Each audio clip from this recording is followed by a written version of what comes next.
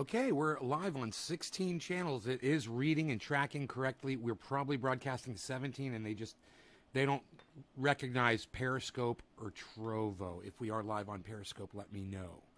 If we're live on Trovo, let me know. Hey, four-name girl, how's it going? Hey, Luke, haven't seen you in a while, buddy. Welcome back. So glad to see you, Luke. Hi, Joseph Porras. Haven't seen you in a while. Glad to see you, too. I'm not getting a chat number, but I'll wait another minute or two. Sometimes my show explodes right at the beginning, and I like to see that if it's happening. Hippie Chick, hello. Good tweeting, Hippie Chick. Good retweeting. I saw you got Dr. Guy McPherson's name wrong. That's fine. He's not really that accessible on Twitter. He might be under the name Nature Bats Last or something. I don't know how to get him on Twitter, actually. He may have left it. But that response that guy gave you was funny, huh? And because you added me, I got to see the whole exchange. Hey, Joseph, I've been good, except I'm sick. Hey, Karen diagnosed me today. Karen, Dr. Karen McDonald. I got to tell you, I looked up, as soon as you said thrush, man, I didn't ignore you. I want you to know that. I listened to all of you guys. And I went right to Google and I searched up thrush, and sure enough, you get little sores inside your mouth, and it's painful, makes your throat sore. It's a fucking yeast infection in your mouth. It's basically bacteria fucking going crazy. So I remembered my flat earther friend Daniel, that you guys, he comes on the show every once in a while, argues with me. And he brought me and my ex-girlfriend at the time, Donna, he brought us a whole bottle of colloidal silver. Her and I were both sick. We had a flu, and it was a bad one. We had been sick for 2, maybe 3 days, and we were real sick. And he came over, and he's like, swish this around in your mouth twice a day with a teaspoon of water. He said, and you'll be better before you know it, man. You'll be right as rain. That was what he told me, because I remembered that was the line from Matrix. He says, you'll be right as rain, I promise. I was like, whatever, fucking flat earther, Daniel. You know the symptoms? Yeah, dry mouth. I got a sore on my tongue. I got a sore here in my lip on the inside. And I looked it up, and sure enough, man, it was like, yeah, these little white sores. It's probably thrush. It's probably nothing to worry about. But if you don't treat thrush and you don't get rid of it, it can lead to more damaging illnesses. So you want to deal with it when you get it. This is something I know nothing about because I've never had it before. And I'm not diagnosed, so I might not even have thrush. The thing is all of my symptoms say thrush, not COVID, even though today I was exhausted, guys. I went to sleep. I don't know what time it was. I was too tired to check the time. I was talking to Cyber Reload, one of my best friends in the whole world, on the Discord server. And I said, bro, I'd love to sit and talk to him all day. But I was like, hey, Kristen, saltwater rinse too? Okay. Did you go to the doctor? No. Not diagnosed. I haven't been to a doctor. I'm right, once in a blue moon. Well, this one really mattered, Karen, because what you told me was I probably had some kind of bacteria in my mouth. No matter what it is, it's a virus. I put my triage oil on it. That helped a little. But I got that colloidal silver, and I swished it for 5 minutes, just like Daniel said. And by the time I was done swishing, the pain in my mouth was fucking gone. It really did make the pain go away. You know, and that lasted for hours. Now I took a couple Advil, and I'll rinse again tonight with colloidal silver before I go to sleep. It's a 5-minute rinse. I'll take care of that. But they said it's usually nothing to worry about when you get a sore on your tongue like what I've got. They said it's very common to get like a cyst or some kind of it's almost like a pimple or something on your tongue. They say it's very common. So it's just, it doesn't happen to me, but now it does. And I don't know why, you know. But it said that a drastic change in your body's probiotics, in the bacteria in your stomach, can cause a breakout of thrush. And I stopped taking my probiotic a few days ago. I started taking it again 2 days ago, but I was off it for a while. I don't know if that had anything to do with it.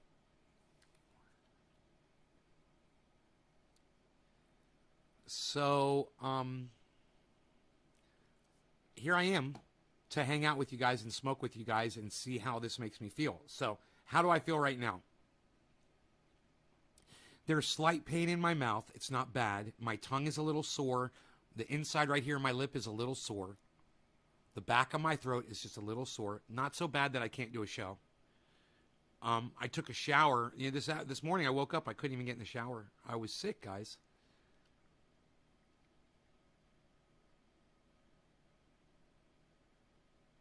Yeah, Peterson, I don't know what you're trying to say. Maybe write that down again so I can understand it. That definitely sounds like the culprit. You stopped your probiotics. Really? Really? Well, I'm taking them again. I'm back on them. These are great. I highly recommend them. This is what Donna got me on. No, this is not it. That's not the probiotic. That's my Omniprazole. This is it right here. This is, I put it in this jar, but that's not what's in here. This is Align. And I take one Align every day, and I stopped taking them for about a week. I stopped taking all my medication just to see what would happen. And my blood pressure is fine, and my digestive system is a little different, not as good as it was before, but it's still okay.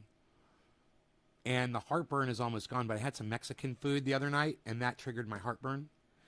So, and it was really uncomfortable. I was having heartburn all day. I was eating fucking Pepsids and Tums, and I was like, fuck this shit. I'm going back on my Omniprazole E. Colloidal silver, yes. Joseph, a teaspoonful of colloidal silver followed by a teaspoonful of water swished in your mouth for 5 minutes twice a day. And it works. It kills bacteria. Now, you got to be careful. Yeah, I've got coffee. I'm drinking water.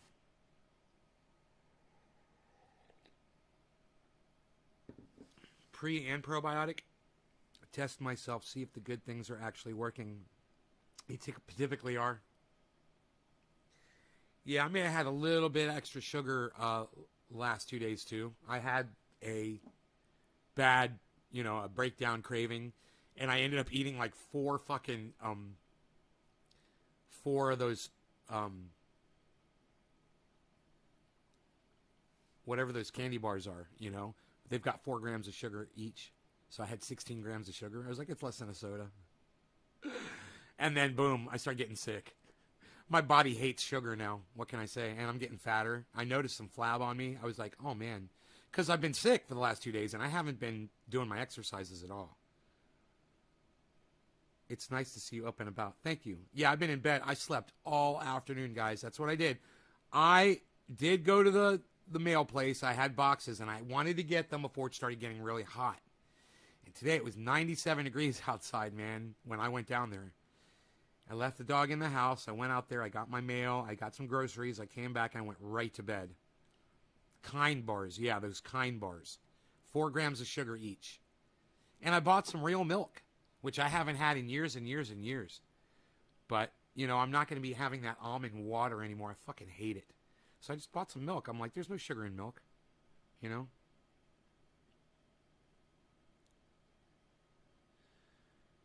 No, Lynn, you have no idea what you're talking about, Lynn. You don't know what you're talking about. Lynn, everybody, Lynn is wrong.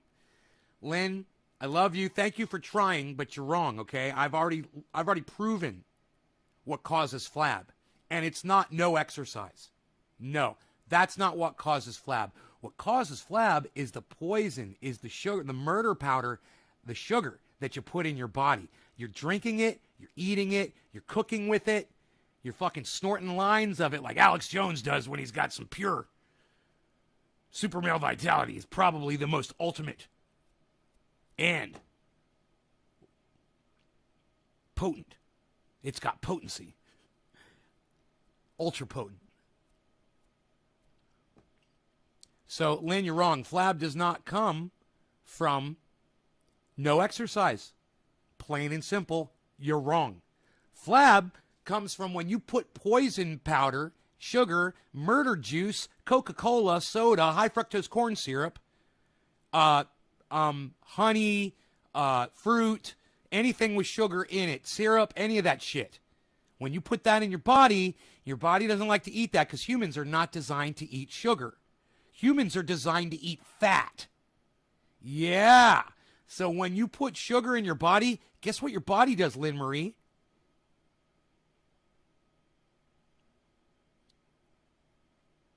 I know, I just said that. It's not just your belly, Lynn. It's not just your belly. It's your fucking love handles. It's your back. It's your fucking double chin. It's your flabby fucking arms, Lynn. It's not just your belly. Listen, I just cut 20 pounds in a matter of 2 months. So it wasn't that I stepped up my exercise, because I didn't. In fact, I do less exercise now. That's a fact. Hey, man, I used to hike with Rogan twice a day, every day. We would do that hike. Lots of exercise. That was more than a month ago.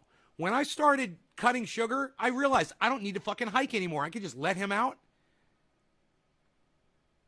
Amy Christopher raised his hand. Yes, Amy. I know. There's a lot of people that are watching this show right now that are offended that I'm telling them that sugar causes flab. Hey, if you're literally going to leave my show because you're offended that I told you the truth about sugar causing flab, you're going to die of a heart attack. You're going to keep eating sugar. You're going to keep putting on the flab, and you're going to go work out all day. You're going to walk, and you're going to exercise. You're going to walk the dog. You're going to do all these exercise, and the flab's never going to go away because you're going to keep putting sugar in your body. I went through this for years, 53 fucking years. I'm telling you, folks, it ain't the exercise. It's the fucking murder powder. Anyone got anything to say? I'm literally giving you information that will save your lives. Do you guys have anything to say back to me, like conversation? You know, if Ron Placone was talking to his audience right now, it'd be going, there'd be all these people talking about it. You know, if Graham Elwood would be, there'd be a whole bunch of people, even if there's like 50 people in there, it'd be going crazy because they engage with them. It's great. You guys got nothing to say to me about this? Caleb says, I'm probably the skinniest motherfucker you'll ever meet and eat all the sugar in the world. Right, Caleb. And guess what? You'll be dead in a few years, too, because you're clogging up your arteries, smartass. Ha, ha, ha. Yeah, it's real funny to laugh at the fact that you're poisoning yourself, and you have no idea that you're doing it to yourself, bro. That's real funny, Caleb. Enjoy, man. It's going to suck for you. You're going to need insulin, bro. You're going to have to give yourself shots. You're going to become a diabetic, and then all of a sudden, you're going to start getting really fat, bro. You're going to have no regimen and no diet, and you're going to fucking die. So, you know, laugh all you want, buddy. This is not a laughing matter. People that put sugar in their bodies literally want to die. You already know. I told you. Here it is. You're going to kill yourself if you eat sugar. You're going to die. You're going to die a lot younger, and you're going to die in a lot more pain. And let me tell you something. Since I stopped eating sugar, I've never felt better. Now, granted, this little viral infection I got, it sucks. But you know what? Here I am. I got a fucking viral infection. It's affecting my lymph. It was infecting my lymph node. It's not so bad now. And here I am doing a live stream. Why? Because I don't eat fucking murder powder. At least you're living a happy life. Hey, Caleb, I bet I'm living a happier life. You know what? Sugar makes you depressed, bro. Let me tell you. You think you're happy when you're eating that sugar. What happens when you're done eating it, Caleb? Oh, you go right to sleep. You know why? Because you want to avoid that sugar depression that you get. But go ahead and keep lying to yourself, bro. Yeah, you're happy. You're real happy killing yourself with something you shouldn't even be putting in your body. You know, and, you know, you sound like an anti-masker, too. Hey, I'm not going to wear a mask, but at least I'm free. Please. I have to be careful with that kind of language on here.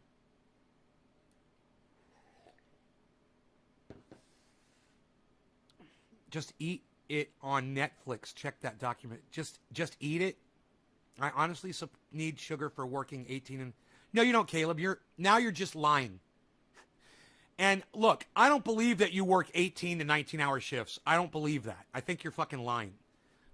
Nobody works 18 and 19-hour shifts. Unless you're like a fireman. Are you a fireman? No, those are like 24-hour shifts, aren't they? What's fucking 18, 19-hour shift? Who does that?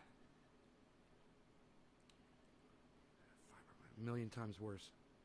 You don't need sugar to get through a fucking 18, 19. You know what? If you ate normal, you wouldn't need sugar at all just to stay awake, bro. And that's what you're doing. You're literally... No, bro. Your body, you've trained your body to accept sugar. You're a road worker.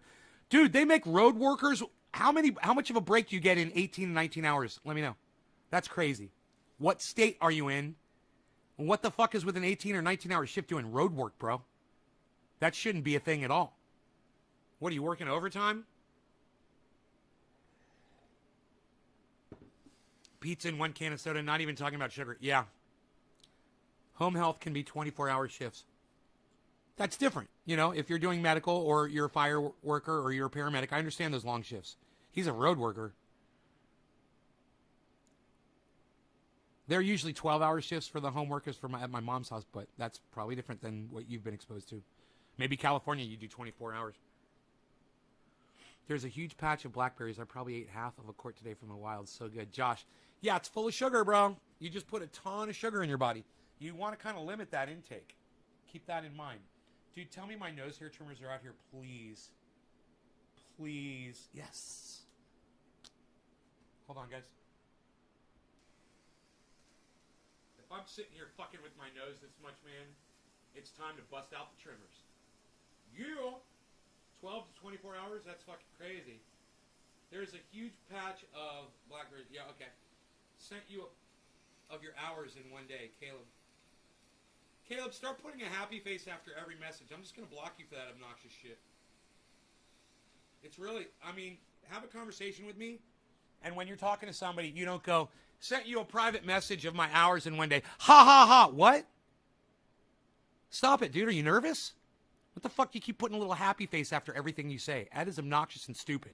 It doesn't even make sense. You didn't say anything funny, so stop doing it. All right? It really pisses me the fuck off. I don't like it. I like it when something's funny and you put the little ha-ha emoji. That's not fucking funny. We're literally talking about you killing yourself, working yourself to death, and trying to live off of sugar, bro, and you sit there and put a little smiley emoji after every sentence you type? Stop it. All right? Act like a goddamn road worker. You're a fucking road worker. Act like a man. Or a woman, if you're a woman. But act like an adult. How about that? You know? Act like a fucking adult. No, you don't get to tell me to chill, Caleb. You know? Take it back or I'm going to block you. You don't get to tell me to chill. This is my show, and I do what the fuck I want. And if I want to call your mom a cunt and tell you to go fuck yourself, well, goddamn it, Caleb, that's what I'm going to fucking do. Get used to authority. I've got it over you right now. All right? If you don't like it, you're fucking gone. I'm not freaking out. This is my fucking show, and this is how I talk to fucking idiots that poison themselves with sugar and think that working a fucking 18-hour, 19-hour shift is fucking funny. Yeah, get out of here, Caleb. Bye. Yeah, block yourself, dude. Go block yourself so I don't have to fucking add another stupid fucking name to my fucking block list. Makes it so much easier to unblock the people that are worth having back on my show.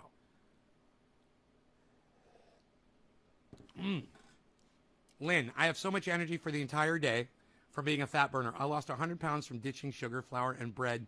Lost 24 hours of dump stress. And my show's whack. Hey, Caleb, thanks for the view and comment, dude. Thanks. Yeah, my whack show. You're giving me one more view and an extra comment. Thank you. Keep going, troll. Keep pumping up my numbers, you fucking douchebag. You fucking dumbass fucker. I'd call you a dumbass fucking road laborer, but I've actually got a lot of friends that do that kind of work, and they're way better than you'll ever fucking be. Ha ha ha! Ha ha ha! Your mom's a cunt. Ha ha ha! You're killing yourself with sugar. Ha ha ha! Ha ha ha! Keep doing it, buddy. Thank you. Thank you. And as soon as one of my fucking members in here gets sick of your ass, you're fucking gone. But until then, thank you for the view and comment. I just got to turn on my AC. I'm going to get a little hot here with the coffee drinking.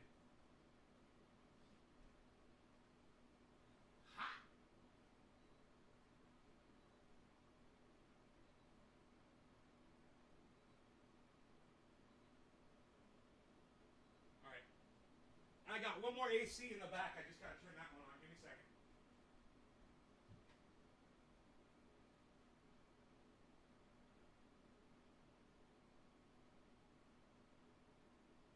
Okay.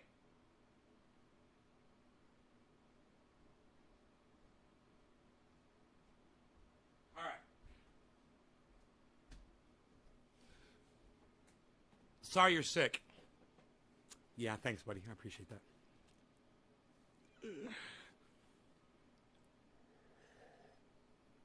Sugar is man. And if you want to live, Caleb needs to go.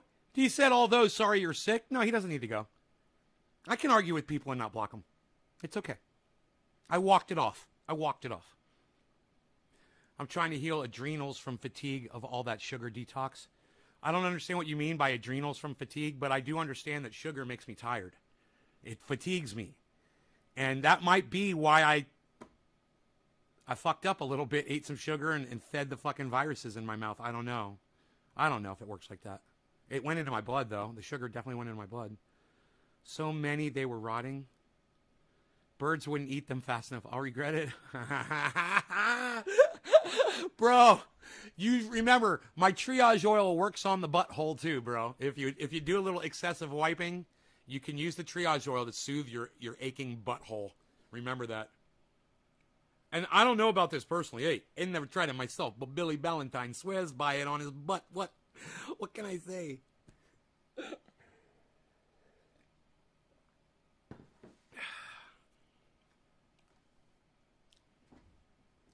Ask Google about adrenal fatigue. Lynn, I asked you. You don't want to have a conversation with me, Lynn? You don't want to talk to me? You want to make me jump through hoops? This is a perfect opportunity for you and I to have a discussion, and you can teach me. Right? Why would I Google it if you can just tell me? Okay, adrenals control everything. Hormones and regulation. Okay, I'm with you. I don't even know what adrenals are. I mean, I think I've heard the word. I mean, it's adrenaline, right? It's like a reference to adrenaline. Adrenal glands. Does that release adrenaline? I don't know, but I'm about ready to dab. Now, I dabbed myself out on the earlier show today. I wanted to hang out more with Cyber, but I was fucking exhausted. Is it bold? We're going to do a dab to start off. Ooh, but first we're going to move this explosive lighter out of the way of my torch. Okay. Let's do this, guys. I don't believe you usually. I'll believe you this time, Lynn, I promise. I'll believe you.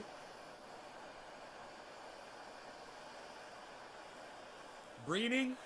Years, bro. I'm not really interested in breeding my own strains. It's too time consuming, man. And if I didn't have time, if I had a lot of time, I'd totally get into it because it's fun.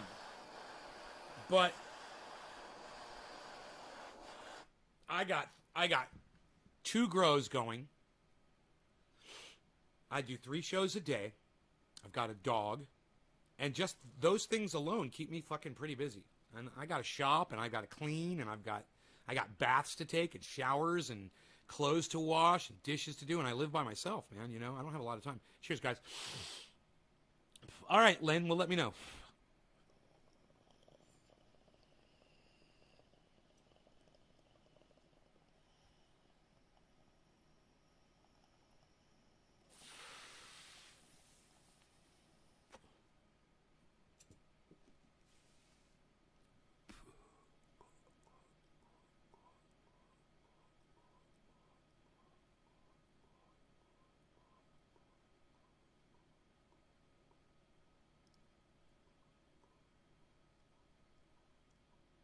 I love emojis. I was just thinking about that. I use them on Twitter all the time because it really does show people when you're not being serious. Who saw my Charlie Kirk tweet today? I destroyed Charlie Kirk today. He said he doesn't want to make his son wear a mask. He wants his son to grow up. And I said, masks are the new fountain of youth. I can't even say this. I can't say this. They'll keep you young forever. I'll probably get in trouble. I can't talk about this shit. YouTube, you suck my dick. I can say that. Hey, YouTube, you're a bunch of dumb cunts. I fucking hate you all at YouTube. And you're all a bunch of dumb fucking liars. Okay? That's the most important thing to remember about YouTube is when you get one of their representatives in chat, they just straight up lie to you. And you guys have literally told me that you, live, real people, have been deleted from the subscription rolls of my channels. You've told me that. So I know it's fucking true, and I know it's real people, and my other channels get deleted from them as well. Yet they say, no, we only delete troll accounts. I'm like, no, you don't. And you know what I said to this woman? Her name was Iris. Before the conversation started, I said, I hate to make you into a liar, but... And I did. I made her into a fucking liar because she's a lying fucking cunt that works for the cunts at YouTube. And hey, YouTube, you guys are all a bunch of dumb fucking cunts, and I hope you all fucking die. All of you. I hate you all. All right? Fuck you, Shit Lips, and the whole goddamn crew.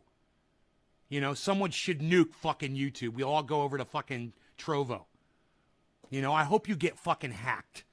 I hope Anonymous has you on their fucking, in their back pocket right now, and they're about to whip that ace out of the deck on your ass. Wouldn't that be great?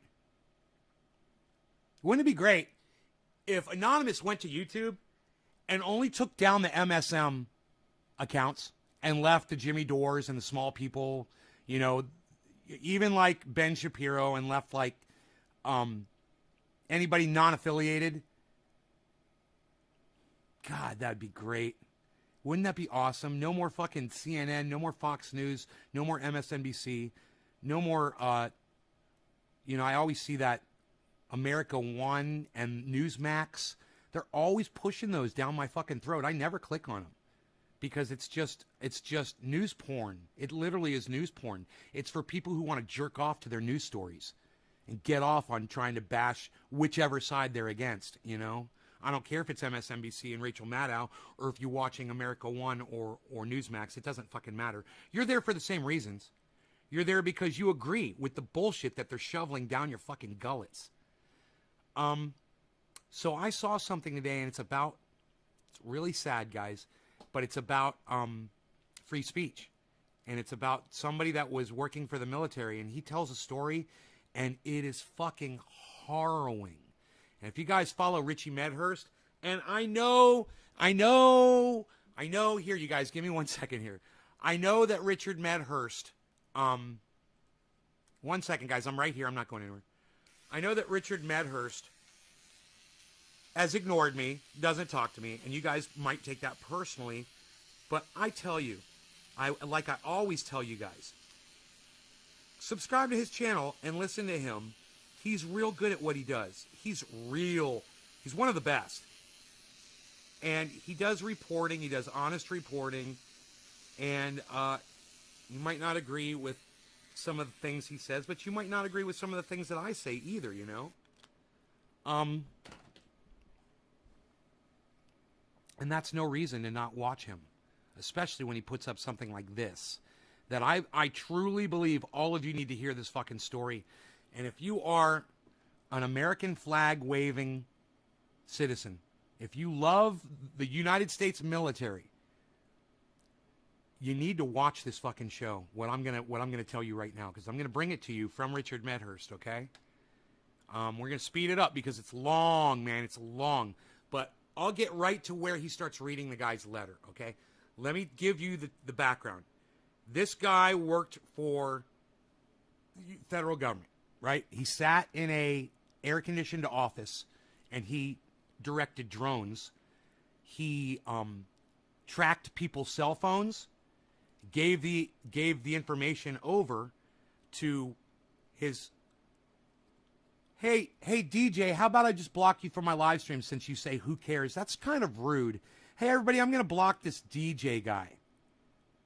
Right? DJ, should I block you from my live stream since you don't like it here? Since you're going to say something obnoxious and stupid like that, like who cares? I love your anonymous in the background. Just thank you, Lynn. They're trying to get their lost market share back. Lynn Marie. Lynn Marie, thank you for talking to me. Trendy Nick. Oh, Nick, I've had to sub to your YouTube channel 3 times, and you're a real person. You're not a troll. Well, they wouldn't think you're a troll, would they? And unsubscribe you because you've been accused of being a troll on YouTube? I don't know. Maybe that's what they do.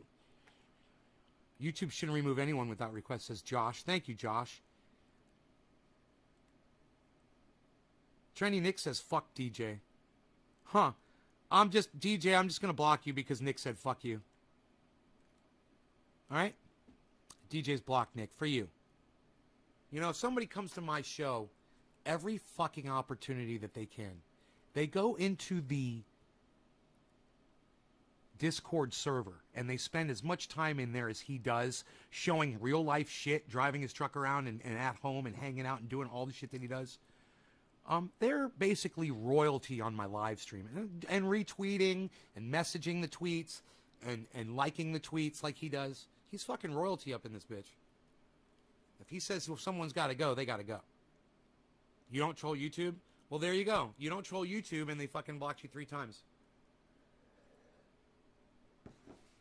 But according to them, Nick, that's never happened. So between me and you, hey, Nick, I bet you'd sign an affidavit swearing in a court of law under the penalty of perjury with a huge fine and possible short jail time.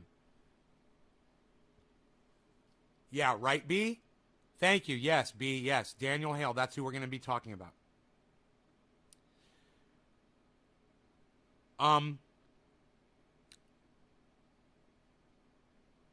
You and I go to court and sue fucking YouTube, bro, and you're my affidavit backup witness, and anybody else will sign an affidavit and say you are lying. And that's all. Hey, I just want them called out for the lie that they say when they say we just unsubscribe old channels or, channels that are disconnected or troll channels, fake channels, they like to say. Yeah, that's all we disconnect. No, you're lying, and you're fucking liars, and I want you outed. I want YouTube publicly outed for this fact that they fucking lie. That's it. I just want everyone to know that they're fucking lying to our faces. They are literally doing what they're saying they're not doing. And that Nick is a witness. Is there anyone else in this live chat who's ever been unsubscribed by YouTube to any of my YouTube channels? And you showed up, you were like, man, whatever happened to that dude? And you had to find my channel and you weren't subscribed to it anymore. Anybody, let me know. I'm not going to ask you to sign an affidavit. I'm just kind of wondering if there's, a few of you. All right, we are going to history here and going to Richard Medhurst. Oh, yeah, it's my channel on Discord is Nays Garden or Nays Garden #1766. You guys, this is really tough. All right. So Daniel Hale, I mean, this is really heartbreaking. Once again, you have someone who is sacrificing their life, being persecuted, thrown in jail, to do what? To bring forward the truth, right? Just as we were talking now, this is not something everyone knew. I mean, it's very easy to take some of the knowledge we have now for granted. But at the time, you could say things, but it was hard to prove it precisely because they were not telling the truth about the drone program. The Obama administration, I mean, dude, even the stuff we know is not the full truth. You understand? This goes very deep. So they were lying about the scope of the drone program. They were lying about the number of casualties, about who the casualties are. It's a rabbit hole of atrocities, as I say. And it's just one part of the war on terror, one part of the military-industrial complex. Okay, now this is a 32-minute video.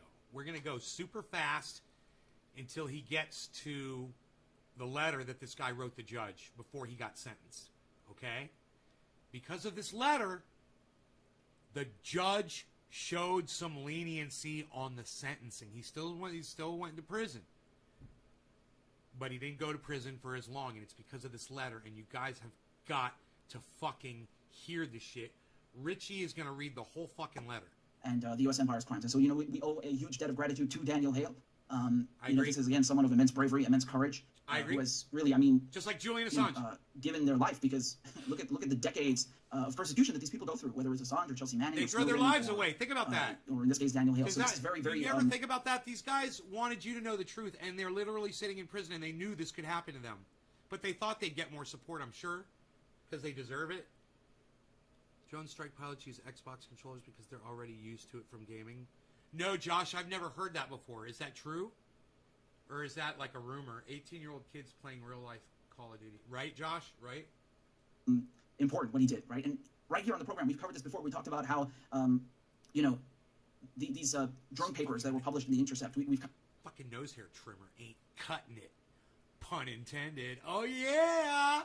My nose hair trimmer ain't cutting it. Covered them here on the channel. That was just shit. a part of it. This is thanks to Daniel, right? Well, it's widely assumed that it's thanks to him, right? It's not 100% confirmed, but it's widely assumed that it's thanks to him.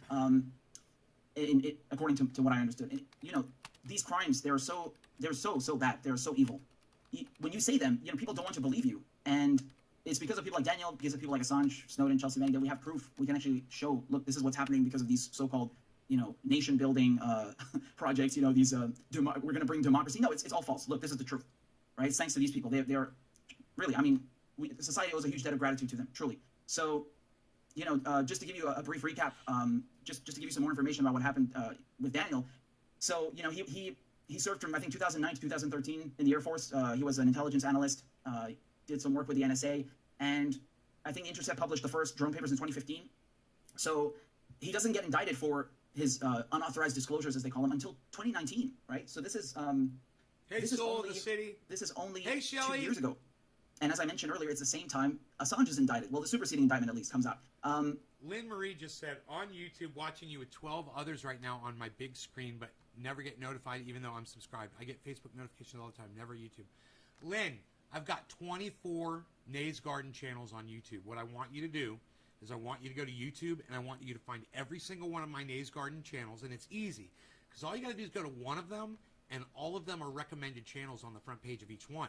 And as you go to each other channel, you'll find more and more and more channels, and you'll flip, and you'll be like, holy shit, he's got a lot of fucking channels. Subscribe and sign up for notifications on all 24, 25, however many channels I have on YouTube. Do that, and you will I get 4 notifications when I go live, and I could show you my cell phone right now and prove it to you. But that's all you got to do. It'll take you 2 seconds to do all that.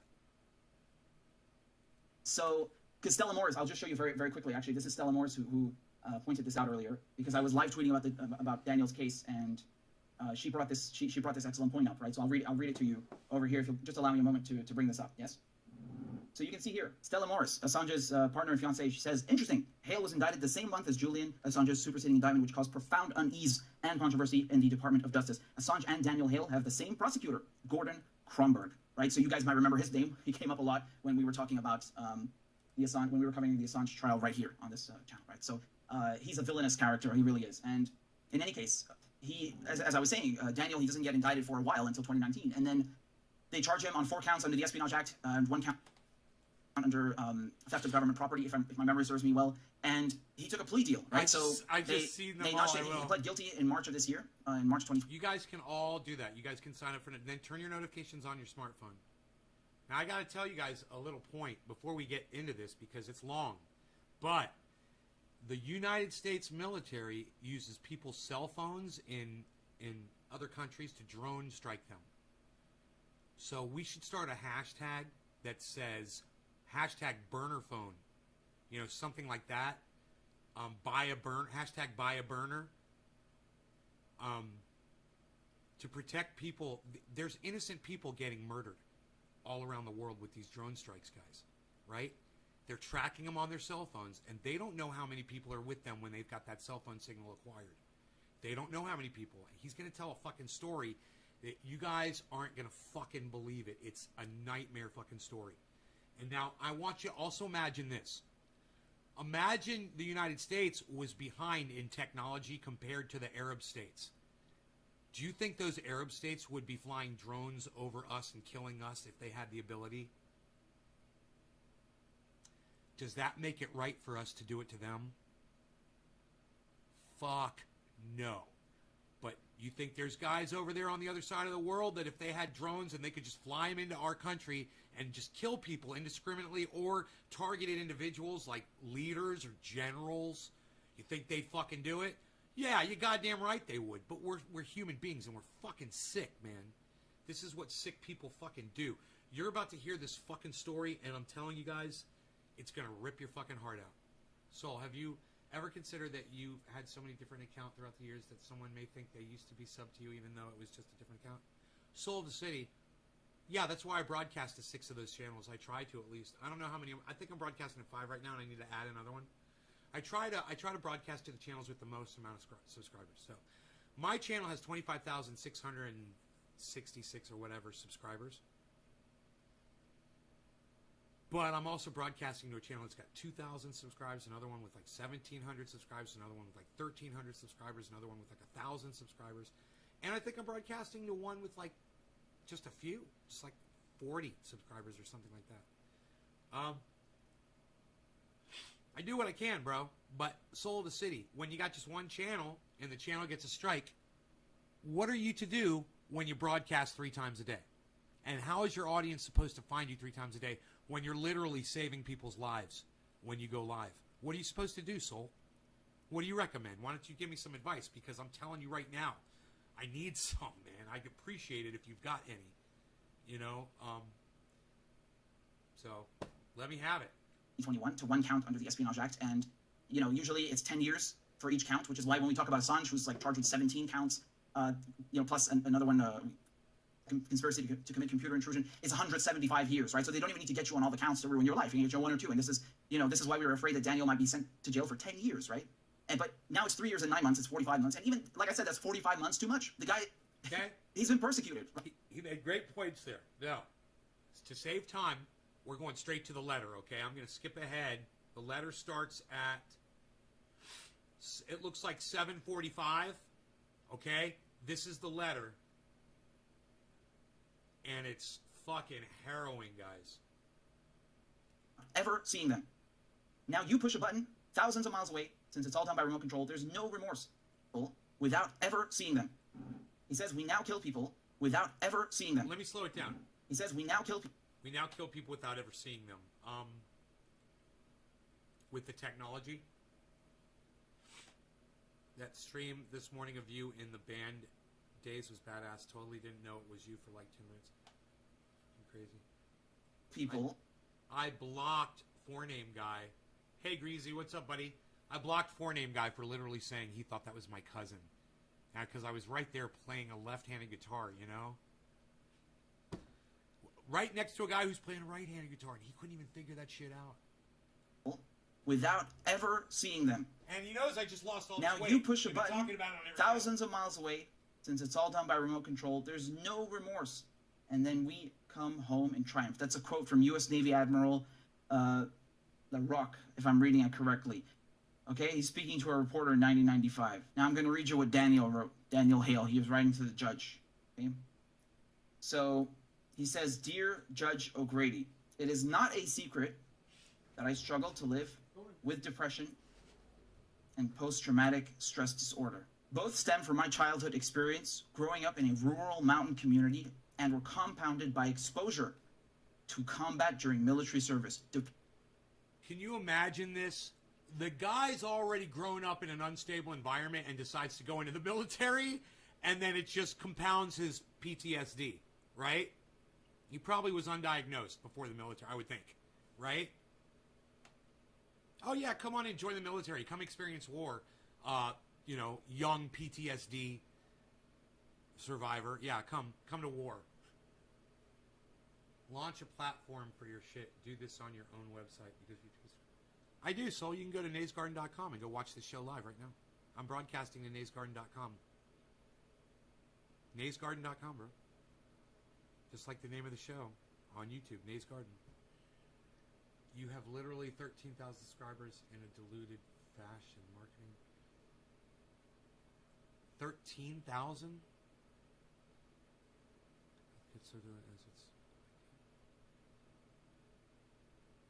I've got 25,600 subscribers. And I literally have an image that proves that I've had 50,000 subscribers and that YouTube has deleted half of my subscribers. I've got a picture from my stats. I can show it to you live right now. But let's talk about this. It's more important than me. Depression is a constant. Through stress, particularly stress caused by war, can manifest itself at different times and in different ways. The telltale signs of a person afflicted by PTSD and depression can often be outwardly observed and are practically universally recognizable. Hard lines about the face and jaw. Eyes, once bright and wide, now deep set and fearful. And an inexplicably sudden loss of interest in things that used to spark joy. These are the noticeable changes in my demeanor marked by those who knew me before and after. I got to tell you something. When you guys hear the story, it's going to flip you out. I can't believe people are leaving this live stream to not hear this fucking letter because it's going to blow your fucking minds. But the people that are leaving this live stream, they're depriving themselves of this fucking story of what the federal government does. And wow, for people that are leaving right now. Wow.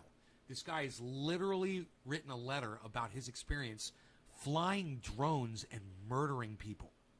Okay? And you guys are fucking pussing out on me There should be more and more and more people here watching this. Are you fucking kidding me? You guys need to all listen to this shit. Don't run out. Don't be a fucking pussy. All right? Stay. After military service. To say that the period of my life spent serving in the United States Air Force had an impression on me would be an understatement. It is more accurate to say that it irreversibly transformed my identity as an American, having forever altered the thread of my life story weaved into the fabric of our nation's history. To better appreciate the significance of how this came to pass, I would like to explain my experience deployed to Afghanistan as it was in 2012 and how it is I came to violate the Espionage Act as a result. In my capacity as a signals He literally admits that he violated the Espionage Act to the judge in a letter. Right? Did you guys catch that shit? Are you paying attention? I hope you are. Listen, if you guys are leaving this because you're fucking bored or whatever, the people that leave this, seriously, because you don't like this or you don't want to hear it or whatever, you're literally dumb little cuck bitches. This is the one thing you do need to fucking hear, you fucking dumb shits. You need to stay and listen. I can't believe how many people left. Intelligence analyst station at Bagram Air Base. This is in Afghanistan. I was made to track down the geographic location of handset cell phone devices believed to be in the possession of so-called enemy combatants. To accomplish this mission required access to a complex chain of globe-spanning satellites capable of maintaining an unbroken connection with remotely piloted aircraft, commonly referred to as drones. Once a steady connection is made and a targeted cell phone device is acquired, an imagery analyst in the U.S., in coordination with a drone pilot and camera operator, would take over using information I provided to survey everything that occurred within the drone's field of vision. So this guy pinpointed where the people were, right? And he told the guy that was flying the drone the location. This is what this guy did. You're going to want to hear this fucked up story. And if you leave, you're a dumb cunt and you're a pussy. And you need to hear what the United States federal government does. You need to fucking hear this shit.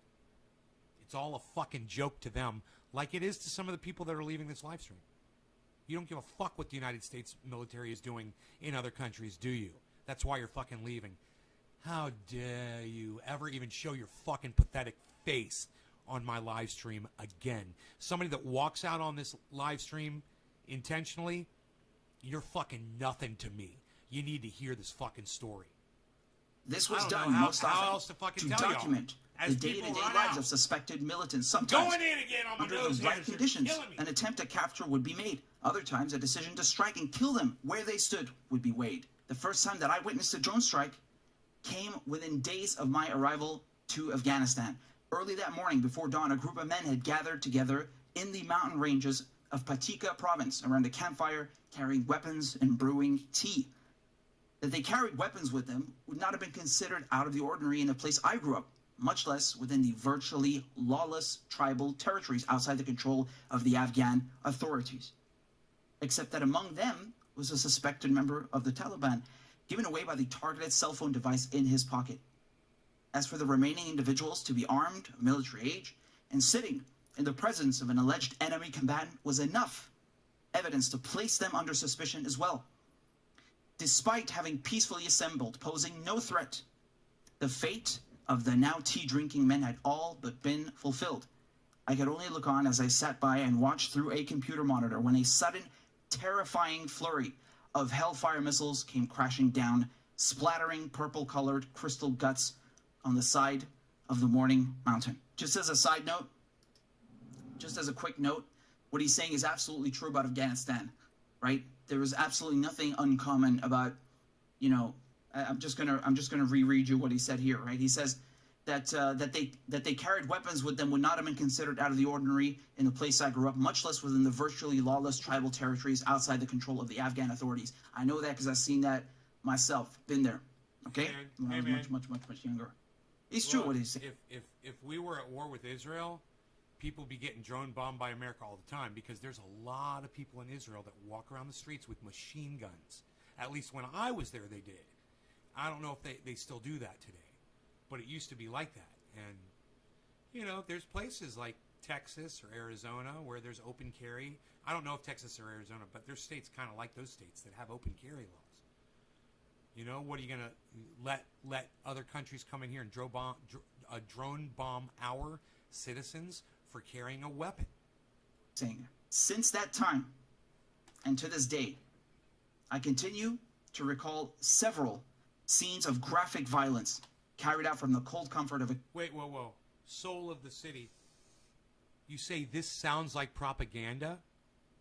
What do you mean it sounds like propaganda? Some guy that's facing prison that's telling a judge that he is guilty of violating the Espionage Act? That sounds like propaganda? What do you mean, soul of the city? Explain that. I don't understand what you mean by that. The computer chair. Just explain it Not to me. a day goes by that I don't question the What do you mean it sounds like justification for propaganda? my actions. By the rules of engagement, I mean, this guy's personal testimony to what he experienced in his life sounds like propaganda? Is that what you're saying? This one person's account of partaking in war sounds like propaganda? Is that what you're saying? Let me know what you mean, soul of the city. You're not answering me. it may have been permissible for me to have helped to kill those men, whose language I did not speak, customs I did not understand, and crimes I could not identify in the gruesome manner that I did. Soul of the city, you're an idiot. Watch them die. But how could it be considered What the heck, honorable of me to self-protection continuously from have death laid is in different wait for the next than reward opportunity for to profit. kill unsuspecting persons who more often than not are... Self-protection from death is different than war for profit. How do we know to trust this one guy's half-assed account? Soul of the city, listen to what I just told you. I'm going to say it one more time. This is a guy admitting to violating one of the most serious crimes against the United States. Espionage. Do you understand that? He's admitting to espionage. You think he's fucking lying to the judge? Mr. Anonymous Soul of the City. Hey, I tell you what, Soul of the City. I tell you what, you fucking little troll bitch ass. Why don't you come back when you get an identity and you can put your face on the internet? Alright? Enjoy my fucking block list, you fucking dumb cunt. Wow, yeah, this really sounds like propaganda to me. Why? Because the guy telling you the story kind of looks like he's Arabic? Huh. He's Syrian. are posing no danger to me or any other person Cheers, guys. at the time. Never mind honorable, how could it be that any thinking person continued to believe that it was necessary for the protection of the USA to be in Afghanistan and killing people, not one of whom's present was responsible for the September 11th attacks on our nation? Notwithstanding, in 2012, a full year after the demise of Osama bin Laden in Pakistan, I was part of killing misguided young men who were but mere children on the day of 9/11. Nevertheless, in spite of my better instincts, I continued to follow orders and obey my command for fear of repercussion, yet all the while becoming increasingly aware that the war had very little to do with preventing terror from coming into the United States and a lot more to do with protecting the profits of weapons manufacturers and so-called defense contractors. The evidence of this fact was laid bare all around me in the longest or most technologically advanced war in American history. Contract mercenaries outnumbered uniform-wearing soldiers 2-1 and earned as much as 10 times their salary. The evidence of this fact was laid bare all around me in the longest or most technologically advanced war in American history. Contract mercenaries outnumbered uniform-wearing soldiers 2-1. Mercenaries outnumbered uniform-wearing soldiers 2-1. Contract mercenaries outnumbered uniform-wearing soldiers 2-1. Contract mercenaries outnumbered uniform-wearing soldiers 2-1. Contract mercenaries outnumbered uniform-wearing soldiers 2-1. You understand that? So when Joe Biden says he's bringing the troops back, he's just bringing the troops back, but he's leaving 2/3 of his fucking military there that gets paid 10 times as much as the soldiers do. That don't give a fuck because they're mercenaries. They're not United States soldiers. They're contract killers. These are the people that are working for Joe Biden right now. And he's left 2/3 of these people over there. This is all a sham, and you guys are being fucking lied to. You need to listen to what this guy is saying. This is the most truth you're going to hear all fucking day. I guarantee it. Anybody wants to come in here and accuse this guy of writing a letter of propaganda is a moron. You're just an idiot. It doesn't even qualify as, when you understand it's just somebody talking about what he's gone through. Where do you guys hear this fucking story? Where do you guys hear the fucking story? What happened, okay? Listen to what fucking happened. And then shoot your little cunt off, all right, motherfucker? And earned as much as 10 times their salary. SRC, what's up, son? Soldiers. Well, these guys, there's mercenaries, there's soldiers, and then there's these guys that work in air-conditioned offices that fly drones, locate people with their cell phone signal, and kill them from the air. He's going to explain this, guys. It's disgusting. It's fucking disgusting. You're going to want to fucking hear this story. This is your United States federal government at work, guys. And again, just a quick side. Wait till you fucking hear this story. No, once again, absolutely true. What did we tell you? What did I tell you about the withdrawal, the so-called withdrawal from Afghanistan? The only people withdrawing are the ones in uniform. And as Daniel correctly points out here, the mercenaries, the so-called contractors, far outnumber the conventional armed forces, the people in uniform. Do you understand? And he correctly points out, too, they earn much more because it's a racket. That's what it is. It's a scam. With Bush and Cheney? Yeah. Meanwhile, it did not matter whether it was, as I had seen, an Afghan farmer blown in half, yet miraculously conscious and pointlessly trying to scoop his insides off the ground, or whether it was an American flag draped coffin lowered into Arlington National Cemetery to the sound of a 21-gun salute. Bang, bang, bang. Both served. Both served to justify the easy flow of capital at the cost of blood, theirs and ours. And when I think about this grief, I'm grief-stricken and ashamed for myself for the things I've done to support it. The most harrowing day of my life came months into my deployment to Afghanistan when a routine surveillance mission turned into disaster. For weeks, we had been tracking the movements of a ring of car bomb manufacturers living around Jalalabad. Car bombs directed at U.S. bases had become an increasingly frequent and deadly problem that summer, so much effort was put into stopping them. It was a windy and clouded afternoon when one of the suspects had been discovered headed eastbound, driving at a high rate of speed. This alarmed my superiors, who believed he might be attempting to escape across the border into Pakistan. A drone strike was our only chance, and already it had began lining up to take the shot. But the less advanced Predator drone found it difficult to see through clouds and compete against strong headwinds. The single payload MQ-1 failed to connect with its target, instead missing by a few meters. The vehicle, damaged but still drivable, continued on ahead after narrowly avoiding destruction. Now imagine this. A few meters away from a car that's speeding down a highway all by itself takes a hit from a fucking Hellfire missile. Imagine you're in that car. Imagine you're the person driving that car. And you're not even surprised because this is what America is doing to you and your people. They're literally drone bombing you.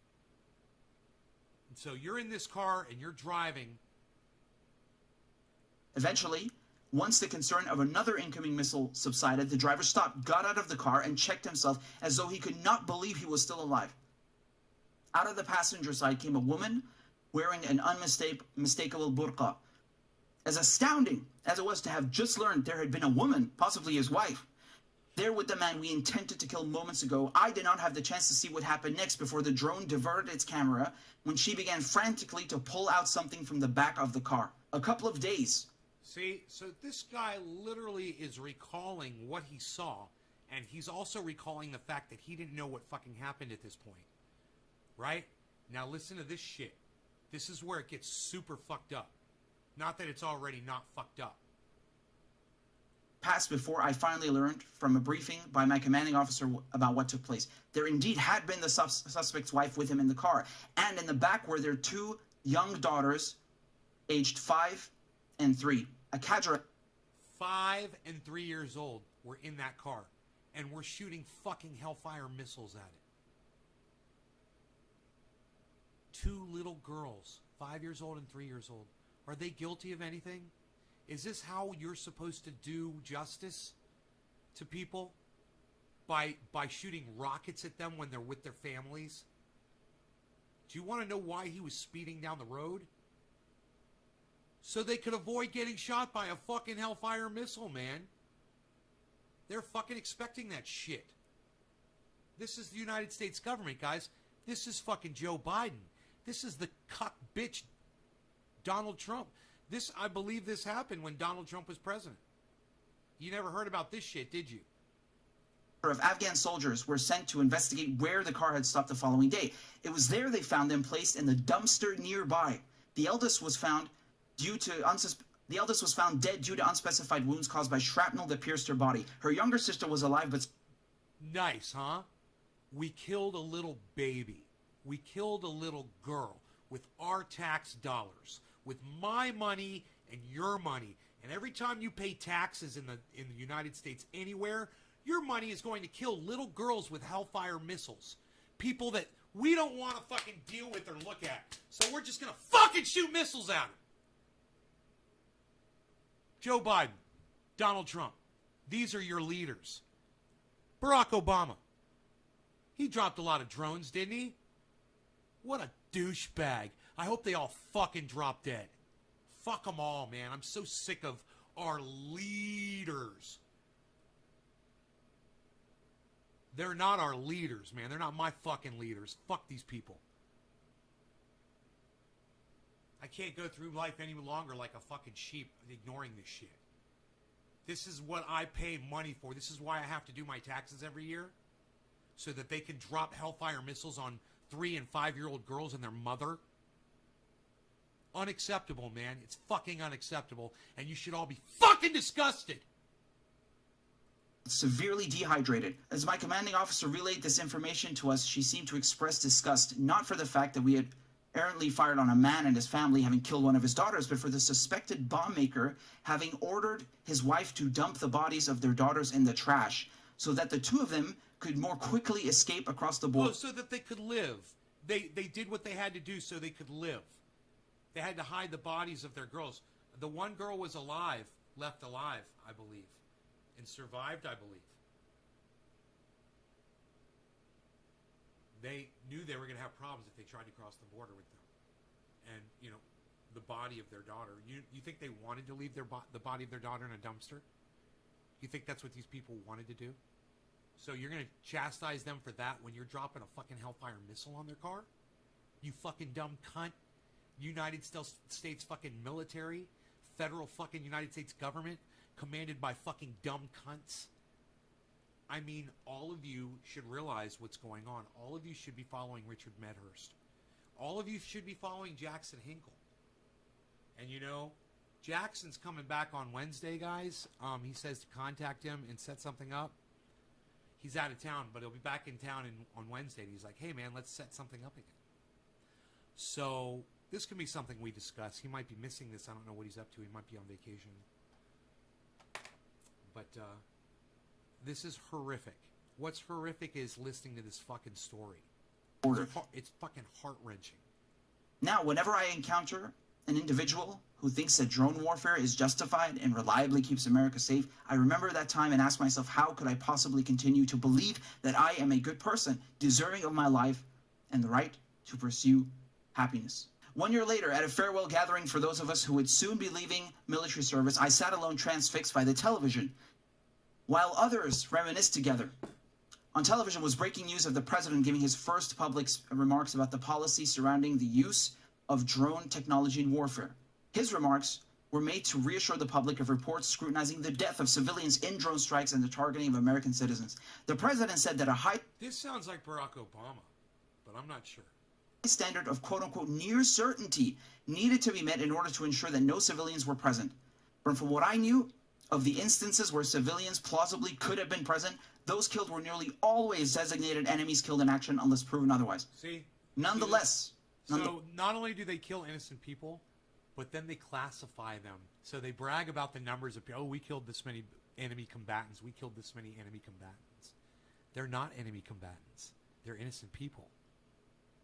And they far outnumber the people that they claim are their targets, who are almost always guilty at that moment of death of doing nothing fucking illegal.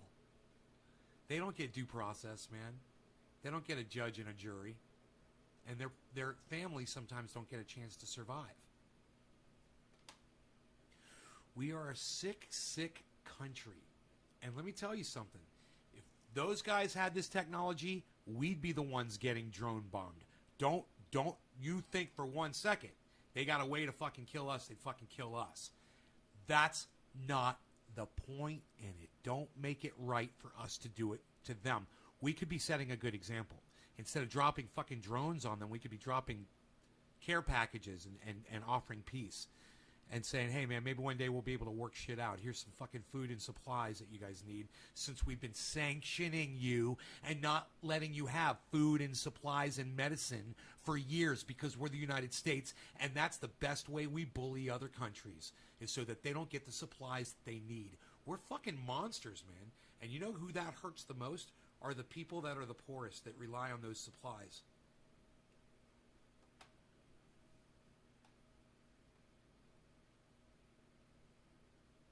Nonetheless, I continue to heed his words as the president went on to explain how a drone could be used to eliminate someone who posed a quote-unquote imminent threat to the U.S. Using the analogy of taking out a sniper with his sights set on an unassuming crowd of people, the president likened the use of drones to prevent a would-be terrorist from carrying out his evil plot. But as I understood it to be, the unassuming crowd had been those who lived in fear and the terror of drones in the skies, and the sniper in this scenario had been me. I came to believe that the policy of drone assassination was being used to mislead the public, that it keeps us safe. And when I finally left the military, still processing what I'd been a part of, I began to speak out, believing my participation in the drone program to have been deeply wrong. I dedicated myself to anti-war activism and was asked to partake in a peace conference in Washington, D.C., late November 2013. People had come together from around the world to share experiences about what it is like living in the age of drones. Ali Jabir had journeyed from Yemen to tell us what happened to his brother Salim bin Ali Jabir. You can always watch me on my 24 YouTube channels, Skriz, right? YouTube, it's on your phone already, right? Their cousin Walid. Walid had been a policeman, and Salim was a well-respected firebrand imam, known for giving sermons to young men about the path towards destruction should they choose to take up violent jihad. One day, in August 2012, local members of Al-Qaeda traveling through Faisal's village in a car spotted Salim. So this is 2012, back when Obama was president. In the shade, pulling up towards him and beckoned him to come over and speak to them. Not one to miss an opportunity to evangelize to the youth, Salim proceeded cautiously with Walid by his side. Faisal and other villagers began looking on from afar. Farther still was an ever-present Reaper drone looking too. As Faisal recounted what happened, I felt myself transported back in time to where I had been on that day 2012. And unbeknownst to Faisal and those of his village at the time, was that they had not been the only one watching Salim approaching the jihadists in the car. From Afghanistan, I and everyone on duty paused their work to witness the carnage that was about to unfold. At the press of a button, from thousands of miles away, 2 Hellfire missiles screeched out of the... Because that's how Barack Obama speaks. Joe Biden doesn't speak. He's a fucking blithering idiot. And Donald Trump says, we've got very, very big war. Our military's the best. He doesn't talk like that. That was worded and spoken by someone that was much more presidential than Donald Trump or Joe Biden could ever hope to be. The sky followed by 2 more, showing no signs of remorse. I and those around me clapped and cheered triumphantly in front of a speechless auditorium. Faisal wept. About a week after the peace conference, I received a lucrative job offer if I were to come back to work as a government contractor. I felt uneasy about the idea. Up to that point, my only planned post-military separation had been to enroll in college to complete my degree, but the money I could make was by far more than I had ever made before. In fact, it was more than any of my college-educated friends were making. So after giving it careful consideration, I delayed going to school for a semester and took the job. For a long time, I was uncomfortable with myself over the thought of taking advantage of my military background to land a cushy desk job. During that time, I was still processing what I had been through, and I was starting to wonder if I was contributing to the problem of money in war by accepting to return as a defense contractor. Worse was my growing apprehension that everyone around me was also taking part in a collective delusion and denial that this is all handwritten too, by the way, guys. Was used to justify our exorbitant salaries for comparatively easy labor. The thing I feared most at the time was the temptation not to question it. Then it came to be that one day after work, I stuck around to socialize with a pair of coworkers whose talented work I had come to greatly admire. They made me feel welcomed, and I was happy to have earned their approval. But then, to my dismay, our brand new friendship took an unexpectedly dark turn. They elected that we should take a moment and view together some archived footage of past drone strikes. Such bonding ceremonies around a computer to watch so-called war porn had not been new to me. I partook in them all the time. So that's what these people do. When they kill these people, they go back, they watch the footage, and they laugh about it. These are American soldiers that do this. Some of you guys that are ex-military, you know how some people are. Time while deployed to Afghanistan. But on that day, years after the fact, my new friends gaped and sneered just as my own ones had at the sight of faceless men in the final moments of their lives. I sat by watching too, said nothing, and felt my heart breaking into pieces. The truest truism that I've come to understand about the nature of war is that war is trauma. I believe that any person either called upon or coerced to participate in war against their fellow man is trauma. In that way, no soldier need to burden the weight of experience after surviving a traumatic event. How PTSD manifests depends on the circumstances of the event. So how is the drone operator to process this? The victorious rifleman, unquestioningly remorseful, at least keeps his honor intact by having faced off against his enemy on the battlefield. The determined fighter pilot has the luxury of not having to witness the gruesome aftermath. But what possibly could I have done to cope with the undeniable cruelties that I perpetuated? My conscience, once held at bay, came roaring back to life. At first, I tried to ignore it, wishing instead that someone better placed than I should come along to take this cup from me. But this too was folly. Left to decide whether to act, I only could do that which I ought to do before God and my own conscience. The answer came to me that to stop the cycle of violence, I ought to sacrifice my own life and not that of another person.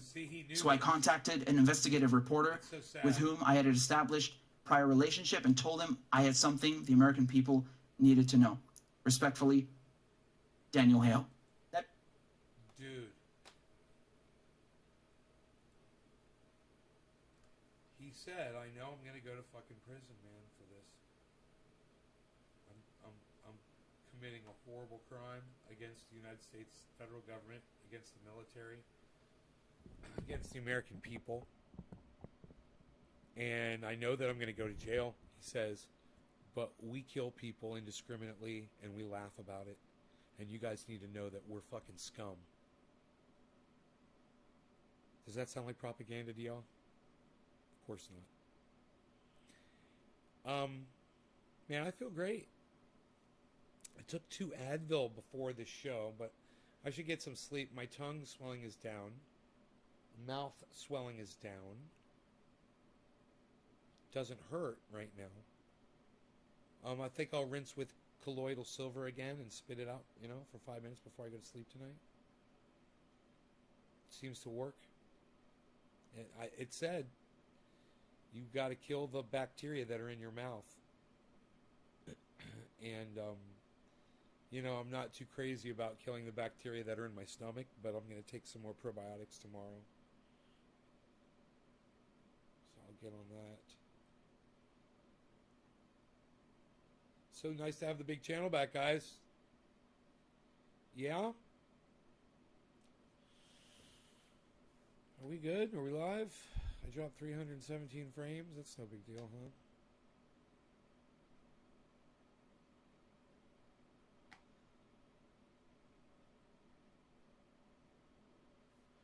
Cult of Dusty's live?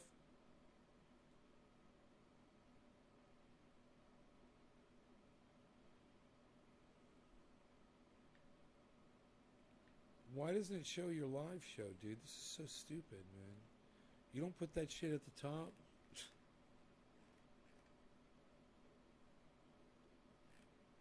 Huh. Videos. Huh. It's not showing him live at all. This is so stupid. Why does it say Cult of Dusty? It says Copper Cabs live. Oh my god. He's not live. Why does it say all these people are live, dude? What's going on with YouTube? Is YouTube all fucked up, guys?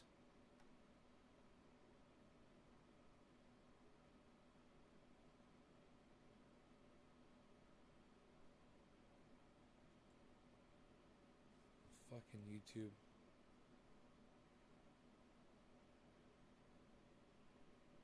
I'm not seeing any live streams.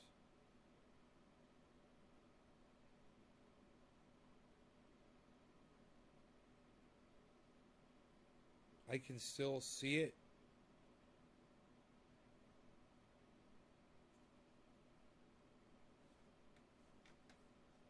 Secular talk.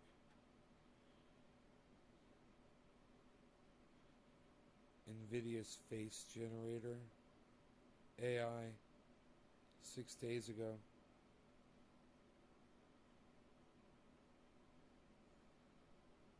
So what, dude? So what?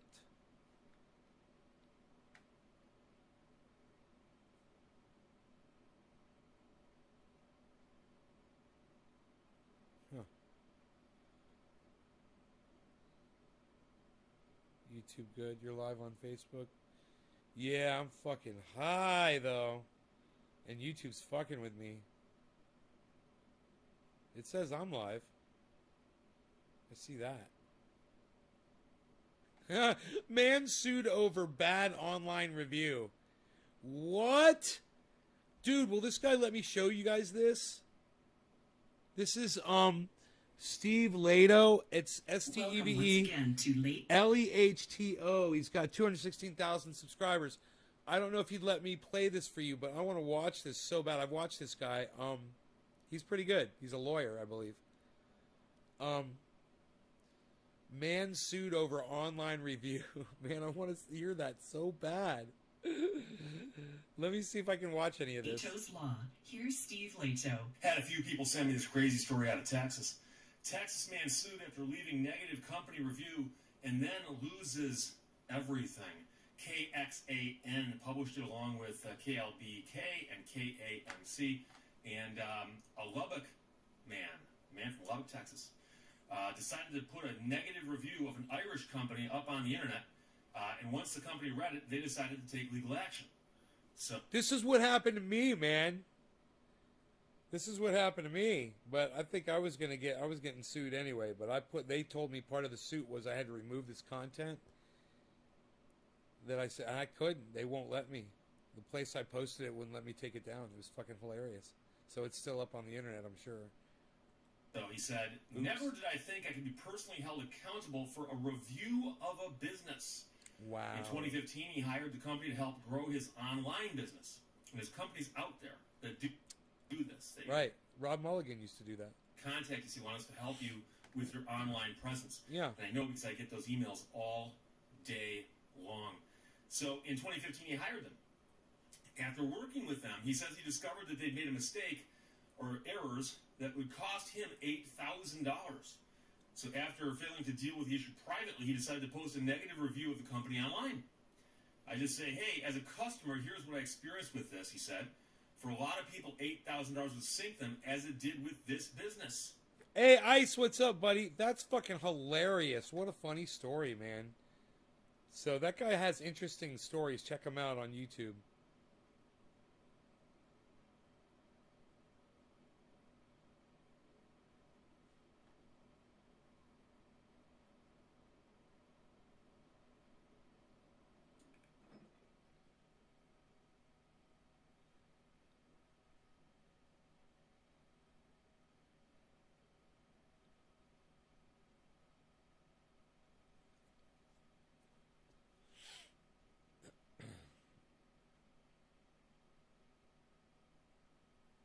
Joe Rogan's first appearance at UFC 12. Oh my God, he was so young.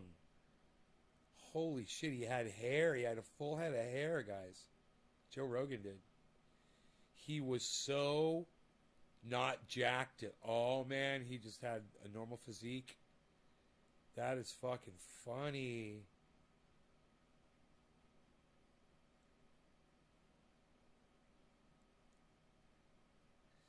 Dude, Sound Guy with Kevin James on YouTube's fucking hilarious. He does this fucking bit where he acts alongside other established scenes from movies, and he just pastes himself in there. And it's really realistic, dude. It is like he's right there. I don't know how he does the shit. It's green screen, I guess. But, or some sort of a software, you know. He goes in there and he's like, hey, can I just get a sound check? And, you know, the actor's acting and saying shit. Oh my god, it's good. It's funny. Kevin James. It's pretty funny. Kevin James channel. You know, King of Queens, guys.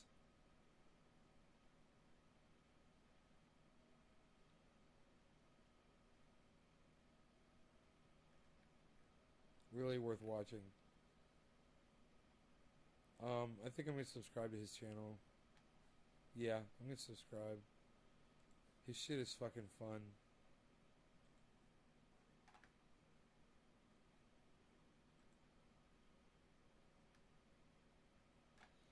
Dude, why does YouTube say all these people are live when they're not fucking live? It's bullshit, bro.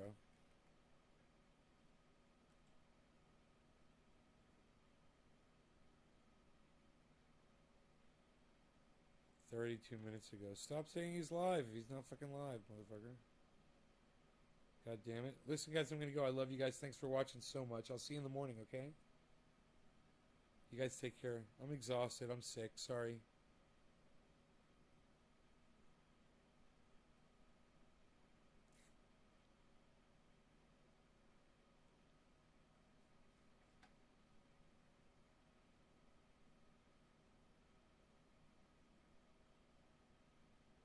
Greasy, take care. Love you guys. Alright. Bye, guys. Great White Vapor later. Hippie Chick keeps it open. Hippie Chick tries to type out keep it open. I like that. Hashtag keep it open.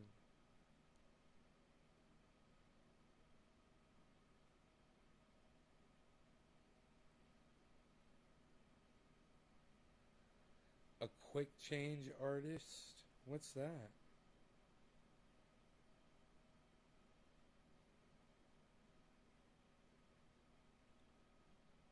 I am legend, sound guy. That would be funny. Will Smith got mad at me, Kevin James. It's only a minute and 43 seconds. You guys have to watch those. Fucking hilarious. Hippie Chick says keep it open. Trendy Nick says keep it open. I like that. I like to see it.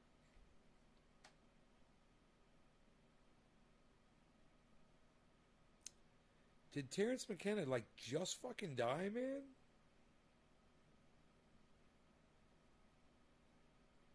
I wonder how he died. Huh.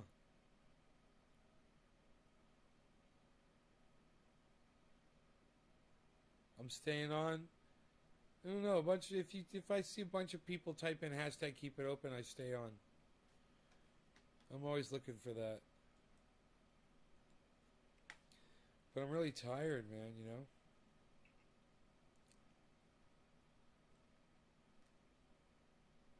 Spot a quick changer. They're very similar to short changers. They start off the same way. They buy something very inexpensive, usually something that's $1 and some change with a very large bill. So in this case, he's buying Hubba Bubba bubblegum. It's $1.09, and he's going to pay with a 50. So that right there should be the first red flag. Huh. How's he going to make more than that back? I wonder what he does. I wonder what the scam is. Gracie says hashtag keep it open. Jackie says hashtag keep it open. Hippie Chick says keep it open, and she does it right with the capital K, capital I, capital O.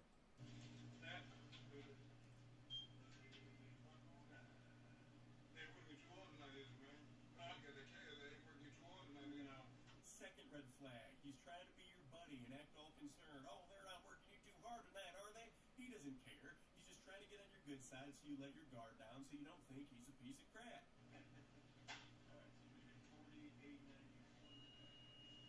Notice I just told him what he's getting back, $48.91, so he has no reason to be confused when I hand him the bills.